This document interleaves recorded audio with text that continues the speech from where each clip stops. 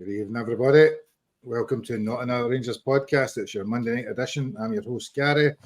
And if you're looking for any fun-filled, enjoyable, cathartic, and relaxed hour, I think you've came to the wrong place. So if you're like us, you're angry, you're frustrated, you're bemused, you're apathetic, and a whole host of other adjectives which we could probably describe over the course of the next hour, then buckle up, enjoy, look forward to an hour of Rangers stress, anger, and unhappiness, I'd imagine. So we've had to give Ricky a night off because he was going to spontaneously combust. I think we brought him on the night, so he's taken a few hours to try and relax again before Friday comes. But I'm delighted to be joined tonight by Scotty. How are we, Scotty? Last I was saying to you earlier on that when you were on last week, you were balanced, reflective, intellectual. A lot of people didn't like that. No, they didn't take it too well in the comments, did they? So we'll see how we get on tonight. But I'm all right. I'm kind of like numb to Rangers weekends now, so we'll take it from there. Cheers, Gary. How are you? And after not being off for the best part of a year, you're back for when things are really, really bad to bring that bit of sanity for us. Yeah, exactly. I only turn up when things are crap, so here I am. And Cameron, you were fortunate enough to be playing football at 3 p.m. on Saturday, so you didn't actually witness the game live. Fortunate for you, as we all sadly had to. But you have seen highlights, you have watched it, and you've probably been delving deep into the kind of the nightmare that we've all had the last 40 hours. Yeah, well, unfortunately, I play for Rangers TV, so I get the pleasure of being able to watch the match fully back, which I did today. There's nothing worse than actually when you play football and you still get beat, and you turn your phone on when you get into the changing rooms and you see that Rangers get beat, and it's just think, oh, for fuck's sake.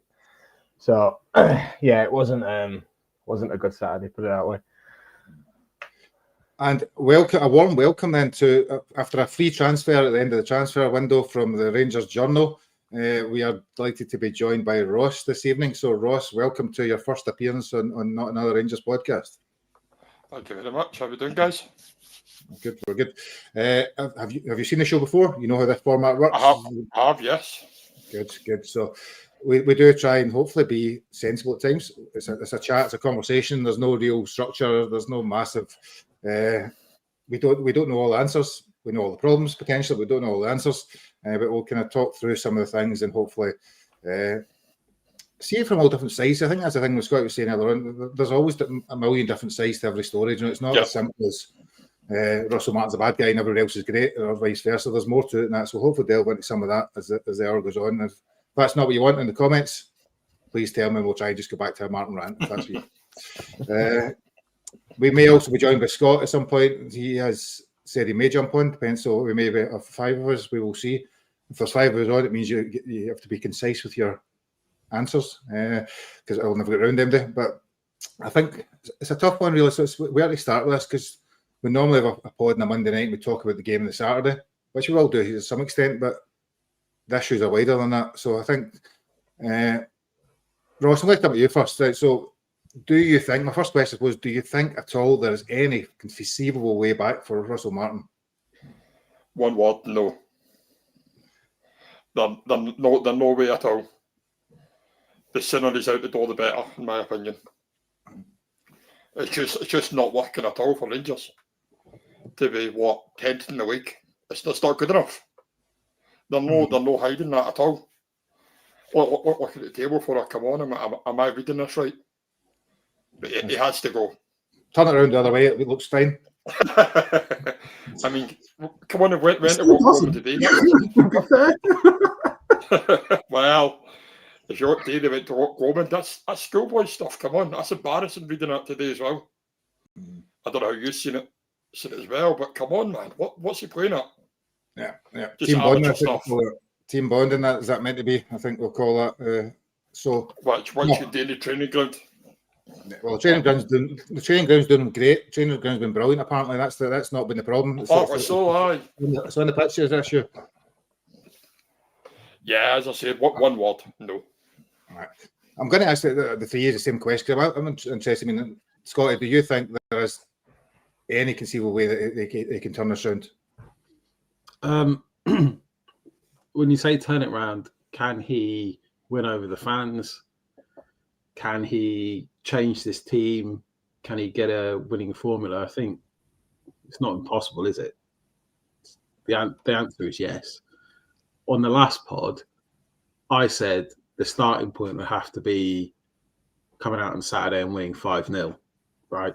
And then you might get some fans going, oh, hold on. But we didn't get that. We got the exact opposite of that. So now he's gone from the bottom and he's managed to dig further. I don't know how that was actually conceivably possible, but it is, and that's where we are. So now we're facing Hibs in a cup, which I don't think there's many or any Rangers fans actually expecting us to win, which is a really bizarre situation to be in at Ibrox. In fact, I don't even think many people are going to turn up, which then speaks volumes. So then you're going, right, okay, well, let's say he hypothetically wins that the same way I said against Hearts 5-0, he wins that 3-0, right? Is that going to turn anyone around? No. He needs about 15 games winning with clean sheets in a convincing way for people then to go, oh, hold on, maybe we're on to something now. Okay, 15 games, 5 games, 10 games. But do we actually see that happening with the way the team's playing? No. But then you've got the other side that goes, listen to his press conference. It's like, what is he on about? Oh, what is he talking about? Anxiety. What peddling rubbish is that? I mean, I get it. Like when you're going through a bad period on the pitch, it does heighten your emotions and the anxiety. But as a manager helping his players out by the way that he's structuring the team, he doesn't help them. That's what needs to be addressed. Not the fact that the players are suffering from a lack of mental well-being and taking them on this team bonding exercise. I don't think they hate each other. I think they get on really well and they've all got a real strong will to win. So I don't see that as the issue. The issue is the way that you hang 11 individuals out to dry by the way that you're playing them. That is going to cause anxiety. You're telling the centre-backs to pick up the ball and pass out and find a midfield in a clustered midfield where there's no real cohesion because of the way that they play. And they're firing balls into them. And then what are they meant to do? Right? So then they lose the ball and all of a sudden they're on the back foot. And it's a rinse and repeat. There's no variations of play. You looked at the game against Hearts on Saturday and I was tearing my hair out because Cammy Devlin had the time of his life. He knew exactly where these defenders were passing the ball. And we made him look brilliant because he was intercepting everything. It was just too easy. And it wasn't about running. It wasn't about effort. Asgard was here, there, and everywhere. But he shouldn't have had to be here, there, and everywhere. He ran his nuts off. But it's completely pointless. Because, yeah. So, short answer. In theory, yes. He could turn this round. Is it going to happen? Not a chance. So we're going to delve into all those points you made there because I think they're interesting. We'll come back to some of them that are on the agenda. So Cameron, just for you, can he save his job? Yeah, win games of football. Yeah. Simple as. That's always the way. Well, we've all. I mean, you say it a lot, Gary, and Scott says it as well. We just want to see a Rangers team that wins. I don't care if they particularly play the nicest football, the ugliest football. Just win games of football. If you win games of football and say in 2-3 months, all of a sudden you're looking at second place, you may be 4 points behind Celtic. Things start to look a little bit different then, don't they? He can turn it around because he's still in the job. If he genuinely couldn't turn it around, I don't think we'd still be having this discussion about him. We'd be talking about who's going to be in the hot seat next. But he can turn it around. He's got to make some serious changes. Have you been surprised, Cameron, about how quickly, I suppose, that the fans, I think somebody said they're 90, was it the comment, they're 92% are against us. Is that 92%? Can I read that right? That's very, very specific for there. That so many fans have turned against them. That seems quite low. It does seem quite low. If I haven't been at Ibrox on Saturday, it was a bit lower than I would have thought. But having so many fans turned against him at that point in time so quickly, mean, I know it's been a bad start, it's been a horrendous start, but to have that number over such a short space of time, it's just even one bad result again. Your next thing you know, you're back in that cycle again. To be fair, mate, of those 92%, probably 60-70% of that didn't want him in the first place. So I think it's maybe an unfair number to throw out there because it implies that 100% of the fan base wanted him in the first place when actually probably 60-70% didn't want him at all. So I think there's some truth in that he's kind of been up against it since he walked through the door, but he has dug himself a lot of holes with his press conferences and the way he speaks. And he was very defensive on Saturday, and almost when some of the fan media asked him questions, you could see that rattled him. That really rattled him. He looks like a very broken man, but then he opens his mouth and his ego comes out. So I really don't think he helps himself in that regard. Yeah. So just the boss is here. The boss has come in. He's left it for 5 minutes or 10 minutes.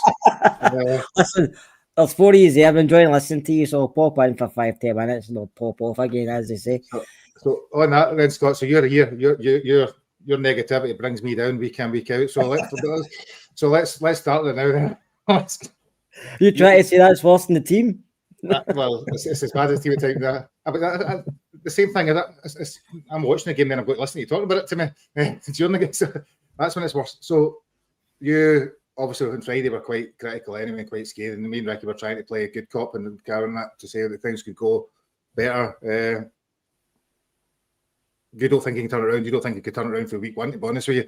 But certainly not now. Not a chance in hell, Gary. He turns us around. I think it's inevitable he gets a sack. So I think we should just sack him now and move forward. I don't think... If he could win 3 games in a row, Gary, and then as soon as he loses a game, this is all back again. And the fans are batting his back, and then he starts coming out with all this mumbo-jumbo. I don't think he's going to turn it around. I think if he knew that himself, he wouldn't be, like Scotty mentioned when he was listening, he wouldn't be talking all this nonsense. And we do really well in training, but you don't see the end product. It's the end product we're paying to see. We don't get it. So I think it's past. I think he's clutching, very, very clutching for something, and it's not there for him. And I feel sorry for him on Saturday, Gary, when the whole place was shouting at him, to be honest with you. But there's no hiding place when you're Rangers manager. He's a sink or swim, and this guy is at the bottom of the river. So see, sticking with that, right? So I suppose maybe I'm being naive, right? So Russell Martin may be the bad manager, maybe the worst manager in the world, but there must be more to it than that. And he's alluded obviously to things around the kind of tension. We've also got £40 million worth of new players. I know he's carrying the full can for everything, but it must be more than just Russell Martin can tactically set up a team. It probably will be, Gary, but at the end of the day, he carries the can. I don't think he can set up a team. I don't either, Scotty. No, I agree with you. Yeah, but even as that is what I'm saying with a team whereby you have 7 internationals, 2 England under 20 internationals, a former England international. Shouldn't he set up a team that difficult to still perform at a level? I think he's overcoaching it, to be honest with you. He's overcomplicating things. I do. I think that's where anxiety comes from. He speaks about anxiety a lot, and the main solution to sort of calm anxiety is to make your instructions a lot simpler. The way that you're coaching the team, because when you're kind of giving overcomplicated instructions, that's when players get anxious because there's too much going on. I'll quick go back what Scotty said. Sorry, see if you get anxiety playing for Rangers, you shouldn't be playing for us. I'm sorry. If you don't have it, move. I kind of that's just my opinion, but a lot of people might disagree, but just the way I see it. I kind of disagree. I do disagree because anxiety is emotion, and we all feel the emotions, and it's like you can't escape it. Whether you got anxiety stepping up for a penalty, anxiety in the tunnel. There's plenty of footballers who went on to have fantastic careers that you found out after the game that they were sick in the toilets before they'd even stepped into the tunnel. It's part and parcel with football, playing in front of 50,000, 100,000 people. It doesn't necessarily you can't perform. But what stops you is that anxiety when you've, say, like John Suter has got the ball at the back.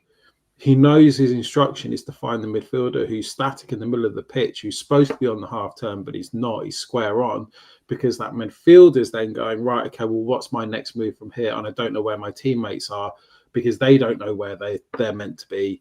That's because we've got this lack of cohesion, which is supposed to be amazing on the training ground. But if it's that amazing on the training ground, it should be very easy to translate and step onto the pitch. But it's not, because it's nonsense. And the players are second guessing themselves all the time. So when John Suter eventually plays that pass repeatedly, whether it's Cornelius came on and tried it, he's had a couple of training sessions, he's come on and tried it. And like the Hearts midfield Saturday in particular was probably the worst for it, swept it up. What you didn't see, and this is where what Cam says is like, right, okay, well, where's the change, keeping it simple? Where's the, right, okay, well, we know what Tav can do, give the ball to Tav. We've got wingers with pace. How about we try something different? Play a really quick ball into the channel. Majowski run for days. Let Majowski chase it. Get the ball up the pitch. Get them on the back foot. Get them thinking. Gassama, Ant-Man, Mikey Moore, I'm pretty sure hasn't spent an entire career with the ball at his feet coming back the way. And it's like all of a sudden that's what these guys are forced to do, because we're playing this stupid one-dimensional or one thought process football with the pass to the feet, which is so predictable if you're coming up against a low block. To be fair, maybe because I didn't have the emotion of watching it live, but when I watched the game back, second half, the first sort of 25 minutes, I actually thought we played some good stuff. The ball was moved a lot quicker. Yeah, I thought Rothwell was quite good. See what he did. He picked up the ball. He picked up the ball deeper, whereas Conor Barron was picking up the ball before, and then again coming up with the same block. So he played the backwards pass or the sideways pass. Joe Rothwell picked up the ball, and every now and again he ran with it. Yeah, which is what he's wanting to do. The issue that you had in the first half was Diamande was the single pivot, so he was the one who kept dropping in and receiving the ball, which is not his strength, which is not what he should be doing. No. And then you're seeing it with Barron, you're seeing these players' limitations. And I think those 25 minutes of the second half, all of a sudden you played the ball out to your wingers, who in the first half were incredibly narrow. So you didn't get those overloads, whereas when the ball was moved to them quickly, they stayed wide. So he managed to get those 1v1s, which is where Ant-Man and Gassama started to get a lot of joy down those sides. Well, yeah, couldn't have put it perfectly, but that exactly highlights how Russell Martin has let 11 players hang them out to dry by asking them to do something that they're not comfortable doing. And that can stem from asking one person, which was Conor Barron, which is in that really important position, who isn't comfortable, which then comes right through the whole team. And they're having to do stuff that they're not comfortable with doing, instead of actually doing as any common sense person would do. Right, okay, well, you're good at that. That's your role in the team. Our two centre backs are not. I'm going to pick up on this, Scotty, because I'm going to come back to this because it's interesting. Because we started the season, I'm going to ask you all. I hear a lot about tactics, and I hear a lot about Russell Martin's style of play and all the sort of stuff that goes with it. Now, in my mind, the style of play started the season with against Pilsen, against Panathinaikos, and it's nothing like the style of plays they're playing now. So the inverted fullbacks, the players moving different positions. He's now playing a 4-2-3-1 last couple of games. So I think it's a bit of a fallacy to say he's playing one way, because he's not played one way. Sorry, somebody's phone's going or something. Somebody's signals went haywire. So Ross, his tactics, I suppose, in some ways, has been criticised heavily. He's not got a style of player. He's not able to tactically manage a team. It's not been the same design each week. And if anything, it's actually looks as though it's more simplified. Maybe I'm naive for looking at it. Yes, I don't think the players really know what formation they're playing most of the times as well, which is just annoying. I mean, I've got some in my mind as well. We've got right back at the Tavernier, whose contract runs out the end of this year. What we're going to do when Tav leaves? He'll still be there getting your contract. I know, but it's the kind of thing a lot of people are still saying, like, Tav or Aarons. There's your options at right back. But I just feel, again, the players don't know really what they're doing, to be honest with you. It's frustrating. I don't know what he's saying they're doing work in the training room. Are they? Is he just saying, right, kick about a ball, hope for the best? That's what it feels like at times. Playing 90 minutes. I mean, I don't go to the games, same as you guys, so I don't know what it's like actually watching Ibrox. I imagine it's very frustrating. Watching it, but yeah, and I'll get back to what I said before. He needs gone now. Not next week. No. So, Scott, let's think that tactical one, because I'm interested in this, because I do think it's been a bit of a puzzler why they obviously talked a lot about the Celtic game, why they adapted and became more defensive, but he played the same formation again Saturday there, and the original formation for way back at the start of the season was this inverted fullbacks. It was people moving up, creating overloads, etc., all the stuff that we've talked about. So that is not a case that he's rigidly sticking to the same principles. Now, we can criticise him for many, many things, but I don't think looking at the games, performing poorly, but not actually sticking to the same principles.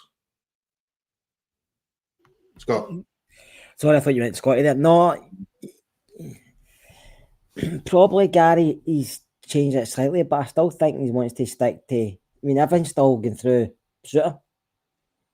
Suter's getting more of the ball than anybody else in the team, and I know centre back's got a lot of touches, but Scotty mentioned earlier, there's not anybody moving in the middle of the park. It's always the same ball. I mean, you sit with us at Gary, many times with Miofsky constantly running, making that run. There's nobody willing to play the ball through the line or a risk. Nobody takes a risk, Clask. That's the problem. Nobody takes a risk. If it doesn't come off, fine. But take that risk to try and get it off, because it comes off once, your strike kick me through. But we don't do it. We don't want to do it. And then he kind of changed it slightly in the second half. He bring Ant-Man on, put Kazama back to his strongest side.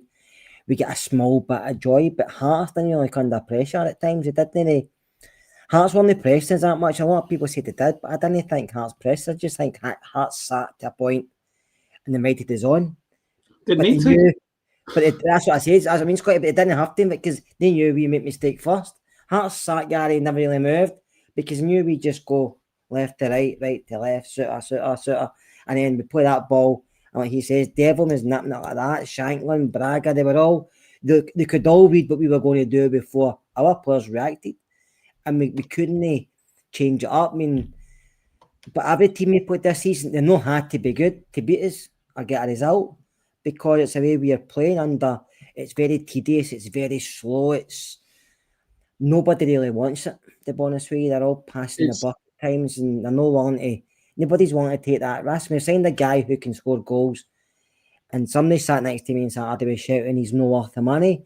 The guy's not getting Miofsky's up there himself when nothing happening for him, and you're somebody shouting abuse at him. That's nonsense. Well, if you can compare and contrast against other Rangers teams, so you don't have to really go that far back. But if you know that the midfield three have not really got a license to really do much apart from mill around in that area, then it really makes it easy to man mark. And then you compare it to a few years ago, and you've got the likes of Connor Goldson. God, I feel like I miss him. Just he played that big 60-yard diagonal pass straight out to the winger, like Ryan Kent or whoever else. And that was a huge variation of play. We don't have anyone capable really of doing that. Or maybe Cornelius can, I don't know. But that's unlikely to happen anyway, because then you're going to get Martin bleating in the press that no one's following instructions. I don't know. But because doesn't feel like we've got much variation, and Gary, you mentioned principles there as well. Jose Mourinho is like surface, because for some reason I'm getting spammed by Man United fans as well. And there's Jose Mourinho, and the parallels between Russell Martin and Amorim are off the scale. It's frightening. Jose Mourinho coming in and talking about tactics, and he's like, right, your team needs the principles first. This is how we're going to play. We're going to squeeze the game. We're going to move up. We're going to either play a low line or a high line, but we're going to squeeze the game. We're going to do this, that, and the other. Those are the principles, and the tactics come throughout the game and change in the adaptations. I don't know what our principles are. We play sort of a high line. We don't squeeze. We just don't know how to press. But then if you look at the start of the season to where we are now, we have gone through three what you'd perhaps call tactical changes. So we're all tearing our hair out at the Panathinaikos game when we saw Max Aarons come into the middle of the pitch, draw out the midfielder, play off the quick pass, and that was supposed to create freedom in the middle of the park for other midfielders to run onto. That was quite exciting. I really liked that, because I could see we're trying something, and actually it got us onto the front foot and got us into some dangerous areas. It's almost like he was spooked after that game, because he ditched it just as quick as it came in. But it felt like it was the one thing worth trying that was working. So then we come to the Celtic game and he's gone defensive. Fair enough. We don't want to lose that game, but we also need to win it. But we're also devoid of chances because of the way it was set up. We've then come into the Hearts game and played exactly the same way. What is that about? It didn't really work in the Celtic game, but he's almost replicated that starting 11. Conor Barron has to do a job that he isn't very good at doing. So why are we repeating that? His Hearts at home. Regardless of their form, regardless of our form, we should have the players to have the confidence to actually be on the front foot. And it wasn't until, as Cam says, the second half, where personnel changes almost forced like someone's watched the first half, come off the bench, and gone, no, I'm not having that. Why does... I don't get it. Cameron, you play football and probably more involved in tactics than some of us are. Is it as simple as the players are good players, but Martin can't tactically coach them? Is it as simple as that? That's no, I don't think so.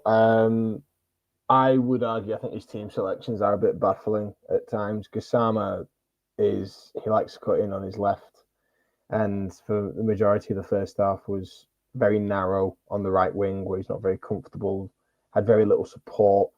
He had Miofsky, who then tried to operate in the right-hand channel, so he made a lot of runs in the right channel, similar to what he did at Celtic. And then the left-hand side more stays on the inside and Meghoma overlaps on the left. It's a bit weird because if you would just play players in their normal positions, wouldn't you? You'd play Gassama on the left, Ant-Man on the right. And then Miofsky, you've got a guy who likes to run in behind, who I think there was one in the second half. Rothwell plays a nice little ball in behind, just over the line, and you've got Diamande and Asgard as your highest players. That's where Miofsky should be, playing on that shoulder. It almost seems to me that the reason why he set up the way that he did was he obviously thought that Hearts weren't going to go in a low block. He thought that they were going to open up and try and be offensive. And that didn't work, which is why it was so slow and passive in the first half. And second half, he tweaked it. I do think that if that goal is allowed, I think we probably go on to win the game because we were creating some really good chances, to be honest.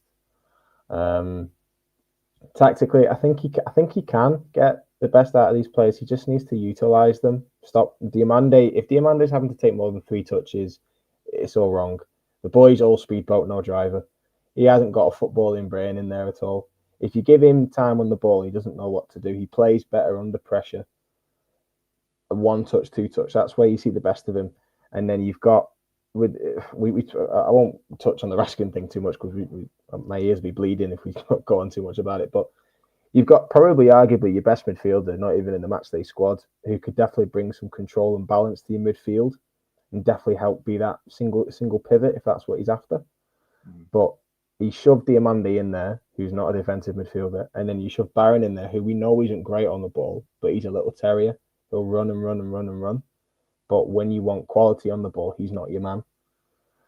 So I think he can. He just needs to simplify it, play the players in their natural positions. I thought Asgard did really well. Get Miofsky running in the channels, tell your wingers to stay wide and go 1v1 at a man and get your fullbacks overlapping. It's that simple. And I think you'll create loads of chances. And that's exactly what happened second half. Got loads and loads of chances. But yeah. So Ross, I suppose on that, we have Gassama, Miofsky, Asgard, Moore, so four attacking players, even Diamande if you include that.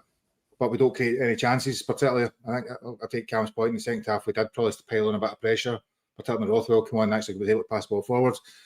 But we've now not scored a goal in 3 games. I think if I'm thinking that's right, we've scored 3 goals in 5 games in the league, and creating next to nothing. Was it probably expected goals? Maybe have 1 each game at most. So how do you change that? I suppose.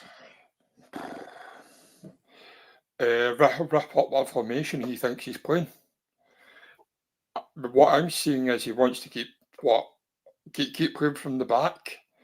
What's that all about? Play forward. I don't know. Maybe again, I feel like if you go back to Ant-Man's first game, he's playing the way he knows, and then Russell's telling him, right, I want you to play this way. I don't know if that's that he's confidence in or what, but just, I don't know. The formation just doesn't make sense at all, but there's something there. But the guys saying in the comments, saying, guys, Russell Martin, to me, is overcoaching them. Stop giving them all the information. Give them the basics, what they need to do, simple. Stop giving them these pointless information. I mean, yeah, Raskin, I've got one rant about that, but I feel like that's not helping. If he is having an issue with Raskin, tell us, and then we can't have a go at the manager or Raskin, whatever. But yeah, missing our best midfielder, in my opinion, it's a joke to start with. He's our best midfielder. Yeah, if we want to sell him on, he has to play games. Not playing him is just going to down value his value. Plays games easily 15, 20 million, but yeah, I just feel like Sunday's going to be one of the games we're going to sit back.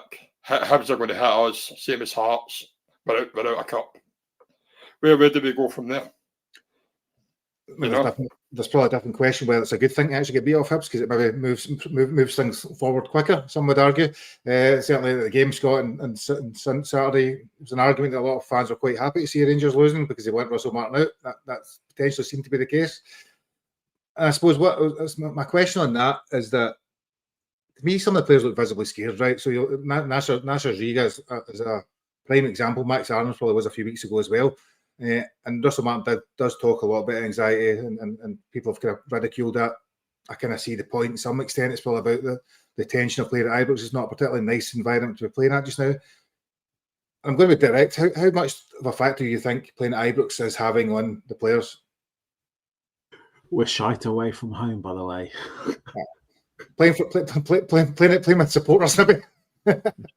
Probably, Gary, a lot, to be fair, because it's quite toxic. But at the end of the day, the professionals, some of them turn off, some of them rail on this, some of them get really, I'm not saying excited, but some of them like that kind of pressure, and they fire themselves up from it. Others will hide. That's just human nature. Some will and some won't. And some have never experienced this type of pressure before because they've been at other clubs where losing a game, I'm not saying it's not a big thing, but it's not as much pressure as this. Even drawing at Rangers, there's pressure on you. Whereas if you get a draw with the former clubs, that's fine. So I think it's a lot. You do feel sorry for the players as well. Listen, I don't like to see anybody get personal abuse. I think it should happen, but it does. But I think Rangers players are going to have to. Tav said it himself. I think Tav's interview was quite telling. And you know my opinion on Tav, Gary. He's been here too long, but I think it's quite telling after the game. I think reading through the lines, he's quite frustrated because I don't think he knows what's happening. I think you can tell he's not happy with what's going on behind the scenes. He's happy with the way we're playing. I don't think he's a fan of the manager, but that's just my opinion on that interview. It could be totally different. I'm just reading through the lines, but it's going to take a lot to turn that about. Listen, if he won on Saturday night, then it's a step forward. I don't see it myself. And also, I also say this, Gary, that's away my last point because I'm taking too much time up here. You four are enjoying the pod, so I'm going to go off and watch it on the telly and you four can get back to it. Scotty can finish what they're saying. I'll catch you later.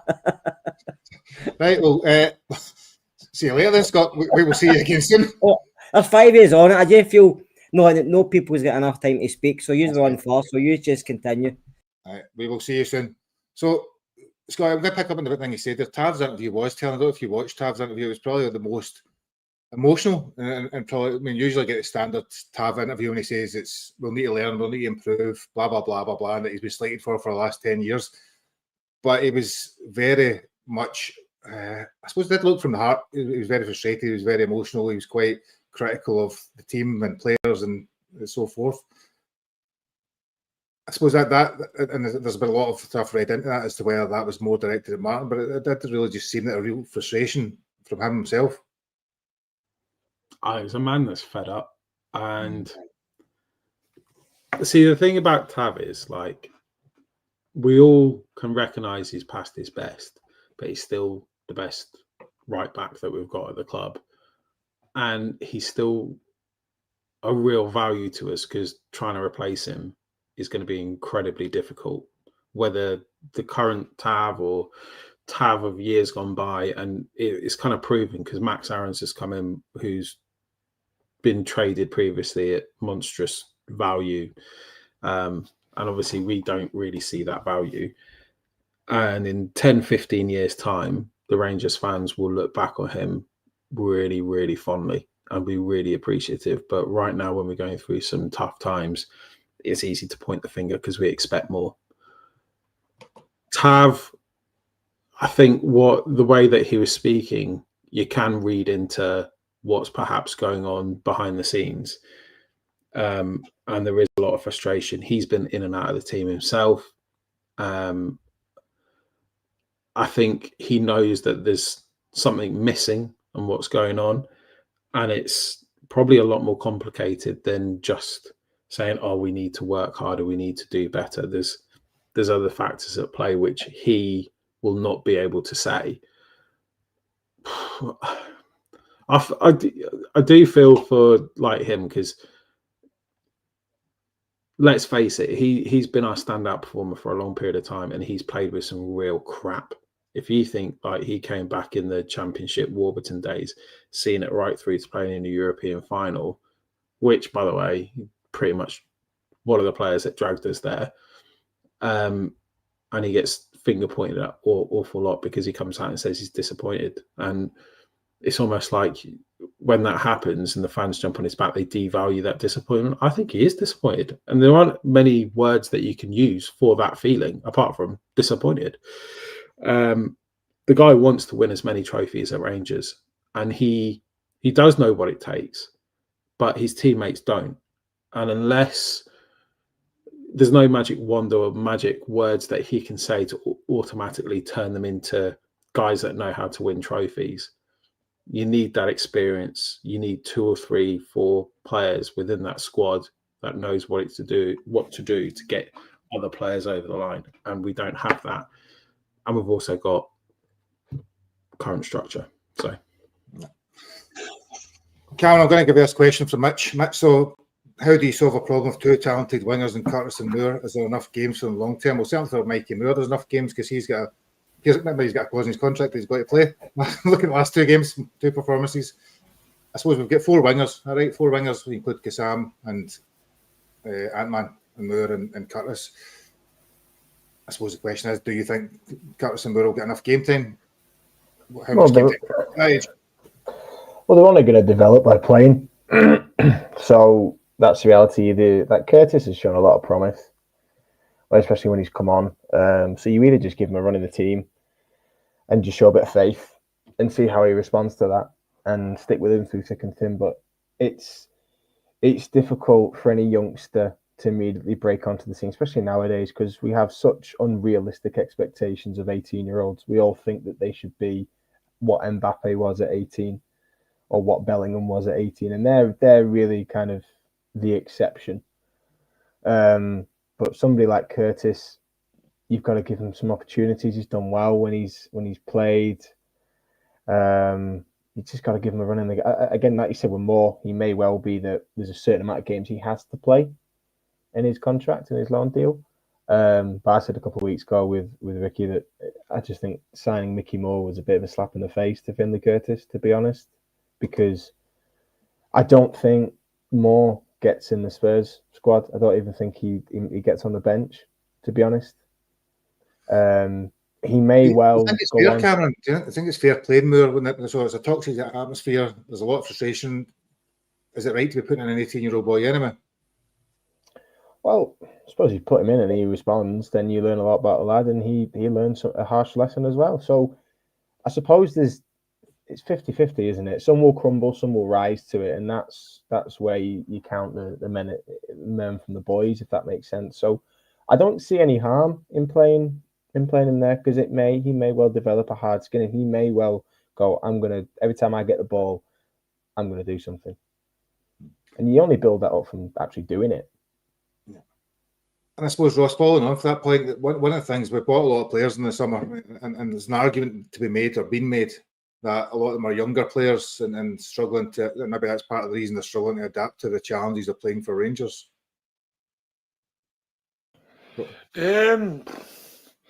Yes, but unfortunately these days, bringing younger players in seems to be the way. that a lot of clubs are doing it now. But I agree with like the comment with Moore. I mean, I didn't see Moore at Tottenham, so maybe again, it is a slap in the wrist to Curtis, because Curtis was getting all this game time, and then Moore's come in, pretty much said, out the road, I need to play so many games. But yeah, it just feel like we're going to be worse. If you look at, for example, look at Tav, so they're all out of contract. We're going to be left with what, 19, 20-year-old centre backs. The defence is bad enough now as it is. But imagine if we're back to 2021 defence. It's going to be a nightmare. But I don't know. I just hope he's gone so as possible. Somebody in the players actually respect. And I'm positive we'll see a performance in. We've got no option to buy whatsoever, by the way. Thank God. But that's what I mean. You're not loaning a player which you can buy for a decent fee and develop for yourself and make a profit off. We're literally signing a young lad on loan who is out of our price range anyway, and we're developing him for another club. That's pretty much it. Spurs are using Rangers to their advantage. So it is. You're in Europe, have a player. But yeah, I do feel sorry for Finlay. Very sorry.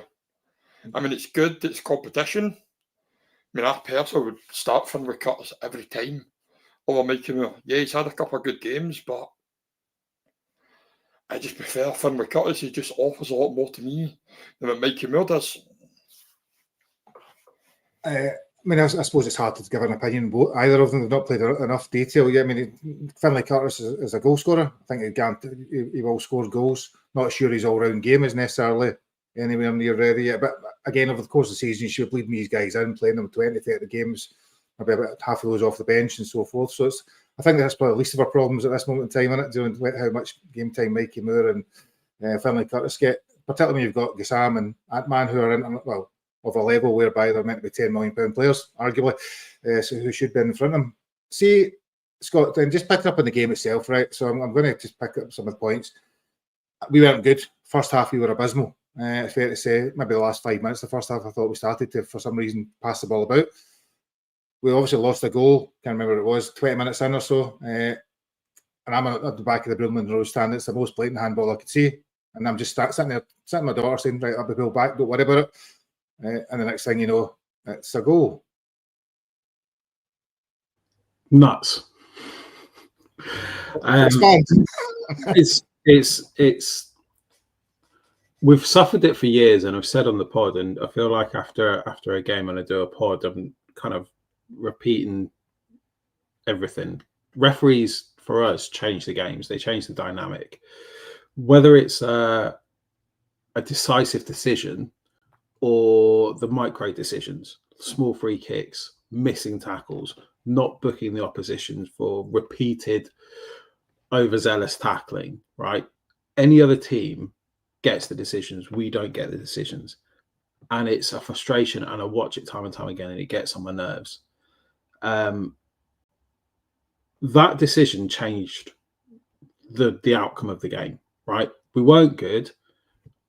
Don't think we actually deserved to be behind, even though we weren't good. I didn't think Hearts were that great. It wasn't like they were tearing us apart, but they get the goal. So that's number one.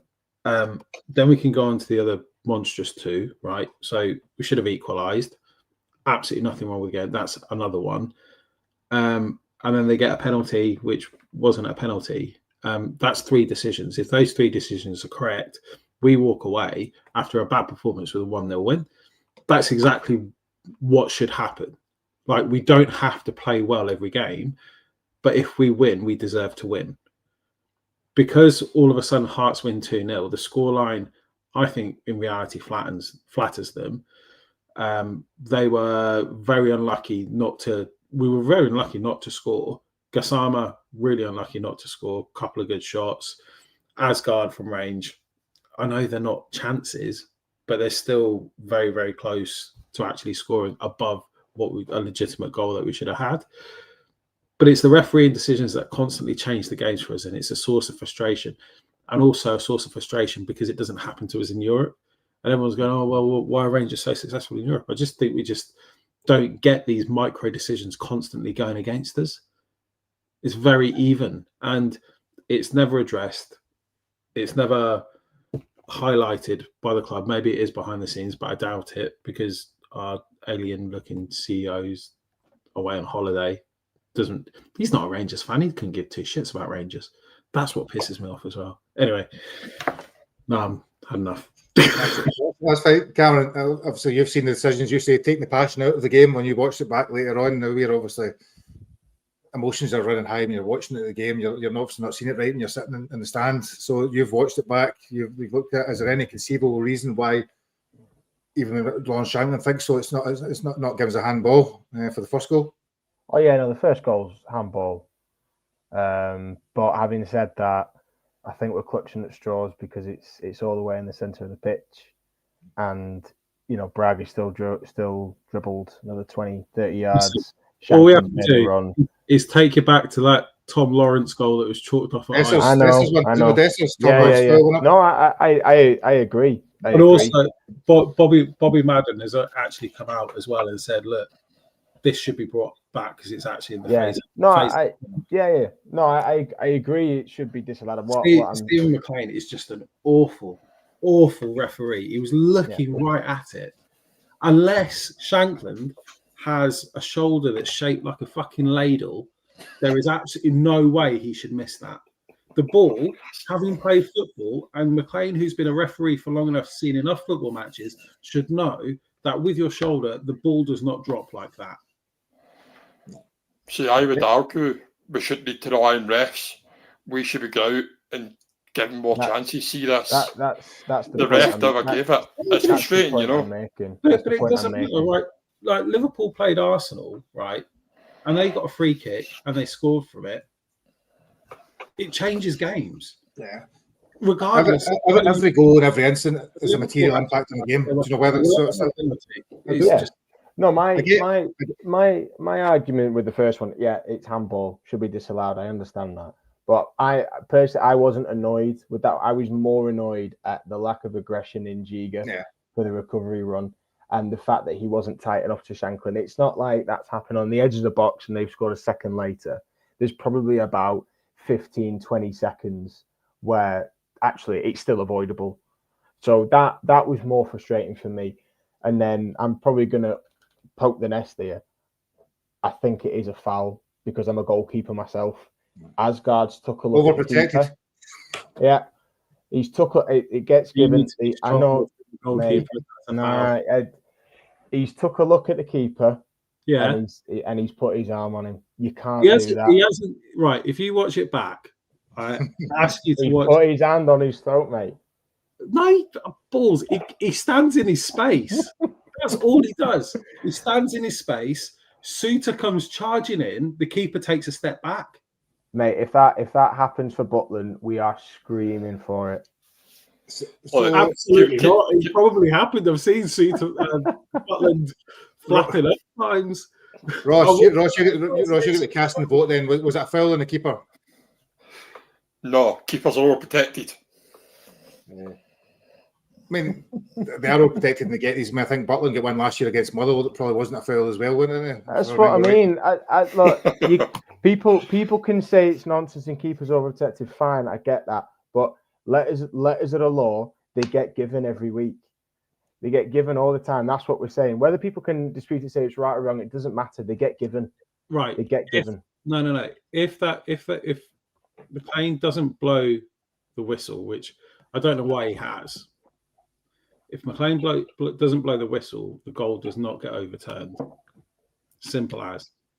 See, in terms of the rules, then, I thought as you mentioned it, Cameron. So, if he doesn't blow the whistle, it's then got to go to VAR for a clear and obvious error from the overturn it. So, is the rules not meant to be? You're supposed to let play develop and then decide. That's a separate issue, then, isn't it? And I'm McLean I don't know. I don't know the rules. Yeah, no, you're right. But McLean has seen something he thinks is. But the only reason why I think it's when he's blown it and then VAR is because if you look closely, this is my honest opinion of when I've watched it back, is that he's actually looked at the keeper and then looked away. which I That's the best comment tonight. But genuinely, he's looked at the keeper and then done it. I believe, honestly, if he doesn't look at the keeper and he just moves into his space, it gets given. It's because he looked. But if he doesn't look at the keeper and he moves into his space and stands on the keeper, what's he meant to do? Well, that's my point. So he's had to look at the keeper. So like, if you're asking him to divert his attention or tear his eyes out, that's a non-event. That's not going to happen. You need to look and see where you're going. Because he's. I knew I was going to rustle the nest with this. We'll agree to disagree on that one. I think you mean intentionally impede the keeper. He's just stood in his space. I'm not. Look, whether it's right or wrong is fact. Again, I'm just saying they get given all the time. Where's Tello? We need to ask all the time. He just said with the Butland one, we got given one last year. They get given all the time. So here's one football. I agree. We can't trust SFA. We can't trust them. Get the form refs in.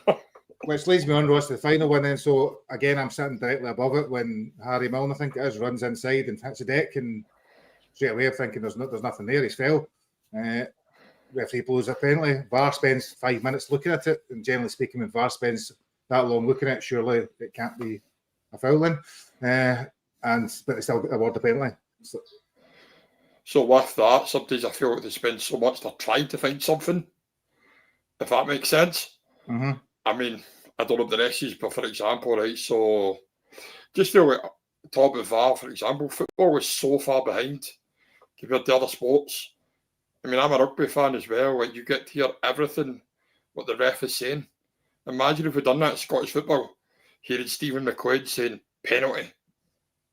The whole fans would go absolutely crazy. But did he go to the monitor for any of the decisions whatsoever? No. That's very alarming. I believe the rest, like, they want the VAR to do the work for them. Or the VAR's there, it's fine. They'll tell me what the decision is. Well, she's just lazy. You know? That's fine, Scott, but you know, I suppose the point is if you give a foul and VAR spends an inordinate amount of time looking at it to see if they can find the foul that you found, to then still give it without going, as Cameron says, without going to the monitor to even look at it, seems a strange way to manage the situation. I hate the refs in this country. You should come down to. England are much better. You should come down to one of my games and you'll see the real standard of refereeing. My God. No, mate, I played Sunday and Saturday League for years. The refs hated me. I was constantly in their ears. But, no. I know you're all shocked by that. I've got no words because at first I was like, oh, it must be a penalty. It looked a bit clumsy, right? So I'm like, right. And then you see the replay and I'm like, hold on. Doesn't look like there's any contact. You see another replay. I was like, oh, there's not. This will get overturned. Penalty. And it's like, what have I missed? What am I not seeing? We must be getting the same images. And then lo and behold, stills, everything, no contact. In fact, no, there is a still going around social media of contact between the Hearts player and Diamande, but that's after he fell to the deck and then he's like stucking his leg out trying to get the contact. I could argue with that. That's still not a penalty anyway. So pictures could be edited for whatever persuasion you are. No. If you actually watch the video, you can see Diamande plants his foot. There's about half a yard between the Hearts boys' foot and Diamande's foot, and then he started to go down because he's obviously anticipating the contact, and he stuck a leg out, and then it's caught Diamande, but he's already halfway down. So. That's still no penalty. No, Cameron, do you want to go against everybody else and say that's a penalty? No, it's not a penalty. Yeah. It's not. I'm going to go say it's not a penalty. End of. Sorry, I did see one of the move on, Gary. Sorry, but Tav got booked. I did wonder why he get booked. Yeah, that was interesting. He told him to go to the monitor. Told him to go to Why? the monitor. It just feels that the ref's just been lazy. I'll go Yeah, back to my previous you're point. not allowed. They're You're all not allowed too much to of tell him to go that. to the monitor. You're not allowed to tell him to go. It's a book. You're not allowed to tell him to go to screen. So the captain's allowed to talk to him, but if he says go to screen, that's a booking. Is that right? Is that how it's right? Yeah. The thing is, I get it because only captains can speak to them now. So I think that's why Tav was kind of pissed off. You know, because I know that's a new rule they're using now that only captains can speak to refs. Yeah. Well, that was what he was arguing with him. He was basically saying, "I'm allowed to talk to you. I'm the captain. I'm just saying." But not according to him. Yeah, pretty much. Yeah. So I mean, I don't want anybody to think that we're making any excuses for the games. You know, decisions. Scott says decisions are material. They impact games, but we are not playing well enough. We don't deserve to be gathering a lot of points, and as a team, there's massive issues. So let's not kid on that we are. If we got decisions from the referee, it would all been great. Obviously, it'd be good to get a last-minute penalty for a handball that never existed. That would always be beneficial for any team, but it doesn't always happen that way, unfortunately, for us. And obviously, not with John Beaton's in charge. So I suppose as we sum up today, it doesn't look, it's pretty much been said off the record that Russell Mann's not going anywhere, right? So we know he's not going to, he'll be there, it seems, for Saturday, Sunday. I think that's it. That'll be his last game. And I think that's it. You know, I think the issue is if he loses, it will be his last game. There comes a point when untenable becomes even greater than untenable, and there's no going back. But it does kind of feel, Scotty, maybe we're just kind of limping there, really, just limping, waiting for the inevitable to happen. No. I don't think we're limping. I think Martin's got us going full throttle to his own sacking. There's no limping about this. This is awful. Limping, we might go right. Okay, we might scrape a win here or there. No, he's going straight for it. Do you think, Cameron? Do you think actually? I mean, I've watched him. He looks a bit haunted, right? As I've said earlier on, 2 months down the line, he actually, on a human level, people weren't slating him as an individual. You would almost feel sorry for him. But the way I obviously say that because people would be raging with me. Do you think he sees the writing on the wall, or his ego's too big to think he'll still going to win the league? No, I think he knows. He'll know himself. I mean, he's even said at his press conferences, the only way that he's going to turn this around is by winning games. He said that pre-match against Hearts, didn't he? He said it's time to start winning, time to start showing it. So I don't think he'll be lost on the fact that he has to win games of football. So, you know, again, we spoke earlier about him changing his tactics. I think we're starting to see now Martin prioritising the result over the style of play. It's just not working still. But he'll be under no illusions, the pressure that he's under, that if he continues to lose games, he'll be unemployed. And as well, not only that, but I was thinking before, actually, his stock's going to be at an all-time low. Yeah. As a manager. So he'll really want this to succeed. He'll really want this to work out because he will really be bottom pickings for any team because he is now essentially a walking meme, isn't he? He's a vegan. Yeah. He's got curtains for hair. He doesn't wear a suit. He wears trainers. All these sorts of things that have been thrown at him. So he will want to turn this around more than anybody. So with that as well, I feel like when he puts his hands up, saying he can't do it, that's in the board and he sack him. He'll keep saying to himself, yes, I can do it. He'll keep saying to the board, yes, I can do it. But I don't think any manager... I think Ross is not right. Sorry, Ross, is not right to do that because what person in the right mind is going to resign? Yeah. It's not. If he had any credibility behind him, he would. But his ego's just too big. So would you resign to your job, Scotty? Would you resign, Cameron? Ross, would you? I wouldn't resign from my job. Yeah. He's well within his rights. We're the idiots that appointed him. We're the idiots that appointed someone that wasn't fit for the job. We've got to pay the price, not him. At the end of the day, I see the argument both sides. They've seen something in him. Martin, Thelwell and Steinson and Stewart, they've seen something in him. For whatever reason, they've seen something in him. So he's not going to walk away because I think that, again, that will do him no favours whatsoever because that just shows that when the going gets tough, he's gone. He'll if he can turn this around, and his stock obviously goes up, doesn't it? But yeah. So if I was final question right before we finish for the night. So if I was to ask you all one thing he should change for Sunday. I don't mean the suit, I don't mean the hair, I don't mean his diet.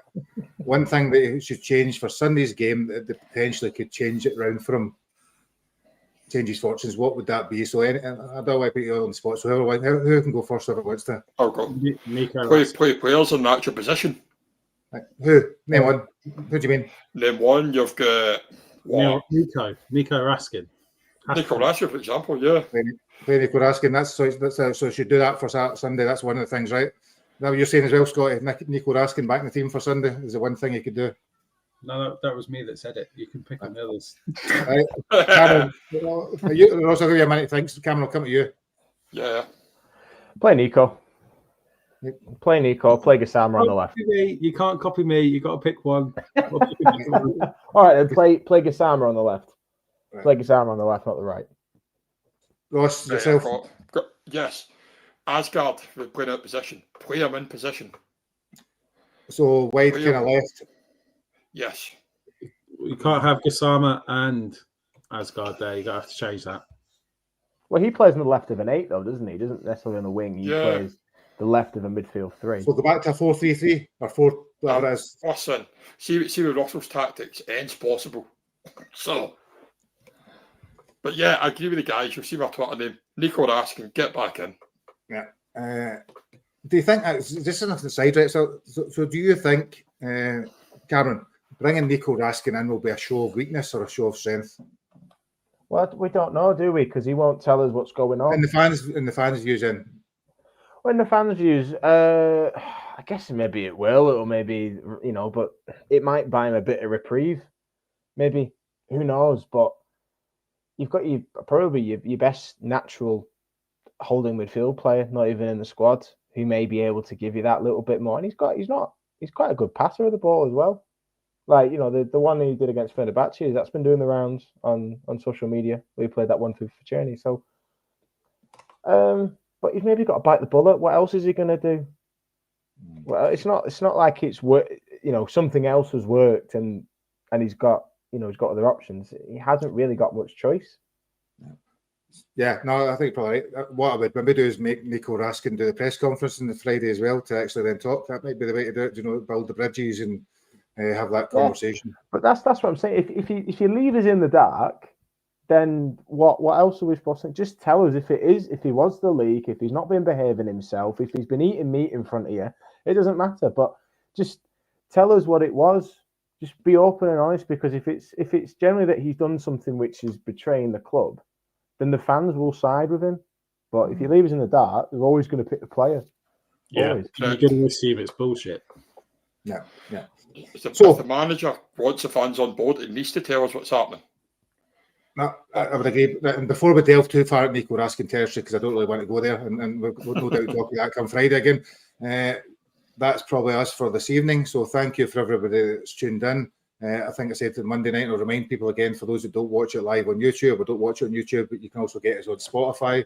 It will be on Apple once I manage to work out how to do it. I'm still trying to find the right way to do it, but it will be there soon.